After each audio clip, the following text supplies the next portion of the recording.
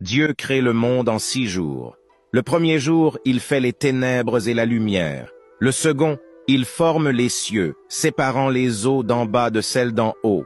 Le troisième jour, il rassemble les eaux et fait apparaître la terre, ordonne la croissance des végétaux et des arbres fruitiers. Le quatrième, il fixe la position du soleil, de la lune et des étoiles qui serviront de signes pour les fêtes, pour les jours et pour les années, ainsi que pour illuminer la terre.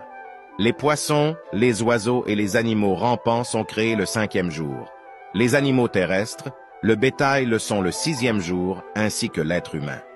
Et Dieu se reposa le 7e jour de toute son œuvre qu'il avait faite. L'homme est fait de la poussière de la terre que Dieu forme et dans laquelle il insuffle par les narines un souffle de vie, et l'homme devint une âme vivante. Dieu considère qu'il n'est pas bon que l'homme soit seul. Dieu prend l'une de ses côtes à partir de laquelle il forme la femme. Adam et Ève sont placés au jardin d'Éden.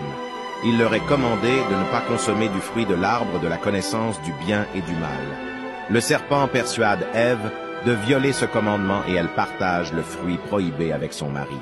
Il est alors décrété que l'homme connaîtra la mort, retournant à la poussière dont il a été formé. Il lui est annoncé que dorénavant c'est à la sueur de ton visage que tu mangeras du pain. L'homme est banni du jardin d'Éden. Ève donne naissance à 2 fils, Caïn et Abel. Caïn se querelle avec son frère et le tue. Il devient un fugitif errant sur la terre. Un 3e fils naît à Adam et Ève.